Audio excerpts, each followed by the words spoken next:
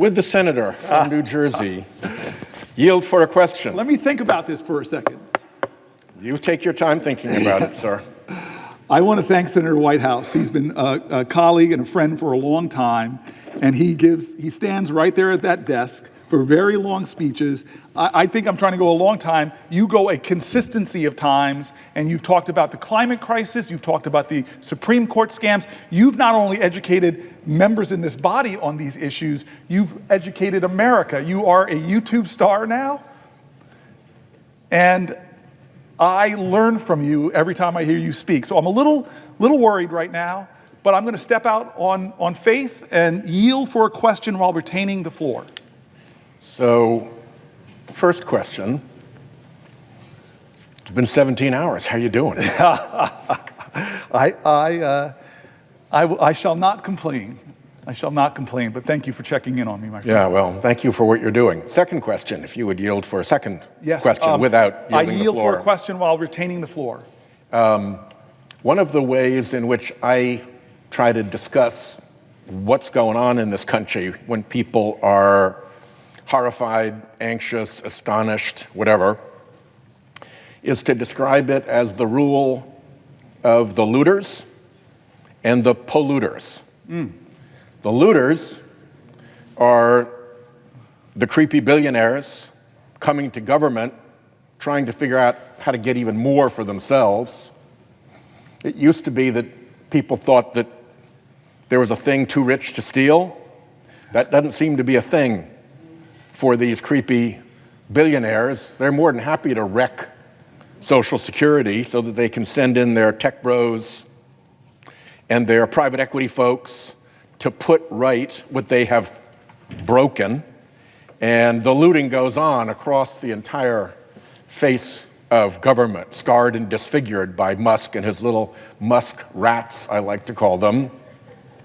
And then, of course, you've got the polluters who are doing a similar thing, which is to steal from the public, only instead of stealing through government, they're stealing by dumping their pollution into our common air, into our common climate future, into our waters, into our lands, and defending through political influence and clout and power and dark money in this building their privilege to pollute for free. And the end point of both of those is regular Americans who are getting, to put it bluntly, pretty hosed, so that people on the other side of that, the creepy billionaires who are behind the climate denial scheme, who are out to wreck the American government so that it can't regulate their conduct or make them behave like honest bankers and investors or insurers or whatever, react for a moment, if you would, to that framing of our beautiful country now being subject to the really malevolent whims of the big looters and the big polluters. Well, first of all, I will say to you that I meet wealthy people like a group called the Patriotic Millionaires who advocate for progressive tax policy and are the first to say and speak out against this tax scam. I don't, again, it's, to me, what does patriotism mean to you? Patriotism, by definition, means love of country. If you don't love your fellow countrymen and women, how do you love your country? And so what would you do? I actually know what you would do. I don't even have to answer this question. If somehow you came into $1 billion or more dollars, you would not be asking for more. You would literally say, wait a minute, Republican Congress, wait a minute, Donald Trump, what you're trying to do is take away health care from expectant mothers, from disabled children, from seniors, in order to give me more tax credit. I would think that the patriotic thing to do, that the thing in love, you would say, Donald Trump, go screw yourself. If the senator would yield for another question while retaining the floor. I yield for a question while retaining the floor. I would add to your comment and request your response to the observation that not only is this an appalling manifestation of greed by people who already have more money than they're able to spend in their entire lifetimes, but the manner in which they are accomplishing their purpose is pretty loathsome in and of itself. Because the manner in which they are accomplishing their selfish purposes is to corrupt and degrade this great American democracy that we are all here to defend. Yes. And they do it by taking their billions and running it through phony front groups, so it pops up as dark money in elections. And of course, the beneficiary of the dark money, the candidate, figures out exactly who's behind the big dark money contribution that ends up in the super PAC that is supporting them. And of course, the big donor knows that they gave the money. So the deal between the creepy billionaire and the in hoc to them political candidate is made. But because it's dark money, because it's secret, because it goes through front groups and into the super PAC and ultimately into the campaign, courts don't know, public doesn't know, voters don't know. Everybody else is left out of the joke. Yes. And so, bad enough that they're here arguing for excess benefits for themselves compared to regular Americans. Worse, they're using dark money, corruption to get there. So how is that patriotic? I want to answer this question so badly, but the crazy thing is the person best to answer this question is the person who asked it.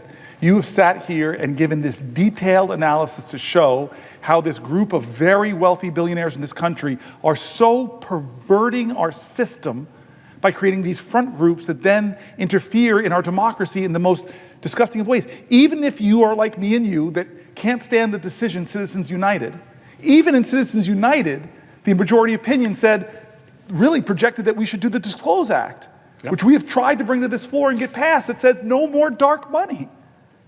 How do we have a political system that is so corrupted by billionaires who so with all of their money drown out the voices and politics of other Americans? A great example of that is they're getting so reckless that many billionaires aren't even hiding it anymore, i.e.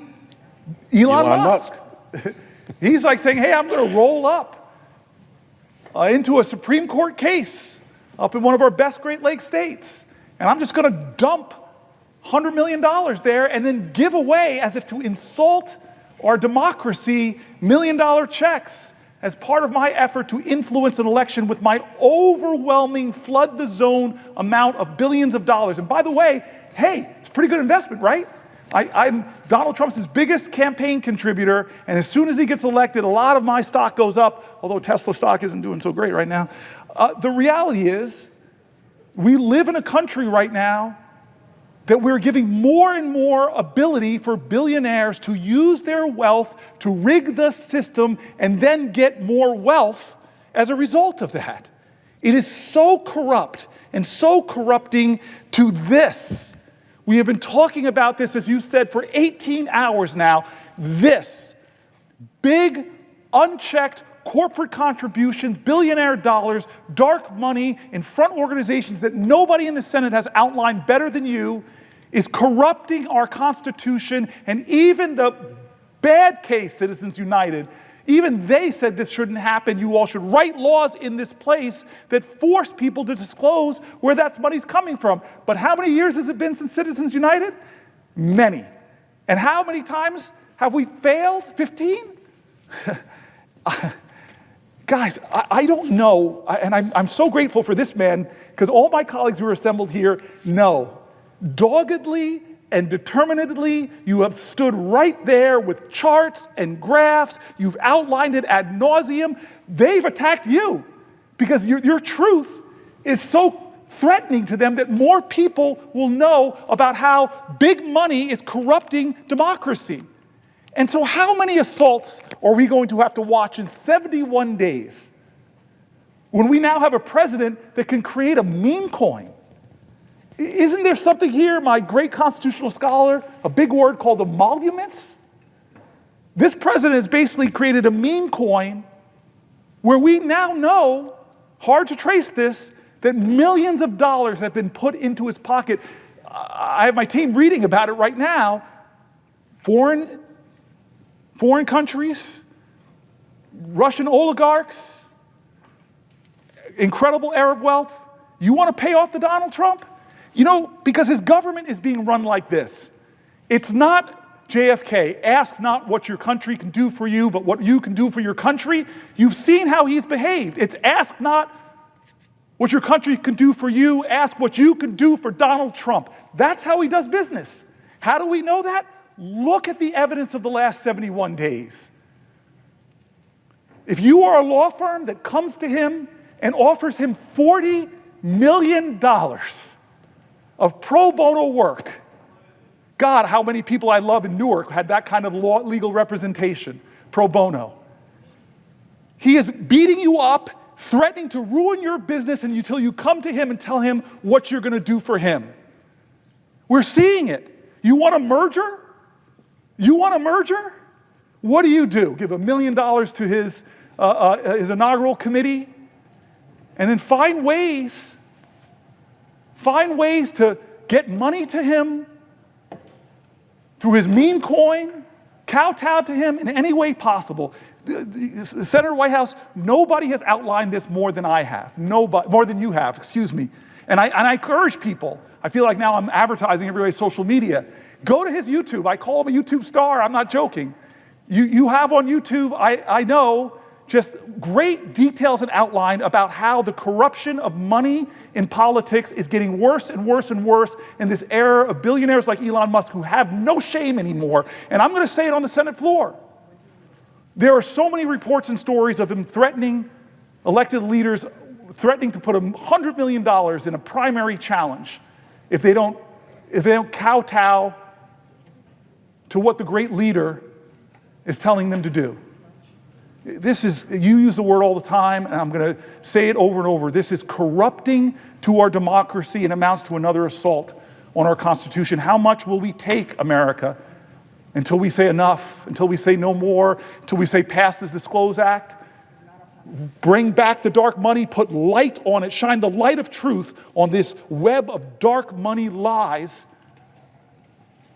How long will we endure this? I hope that you and I are in the Senate when you no longer have to give that speech because we took action on the Senate floor to end this nightmare of billionaires trying to outsize influence on our democracy.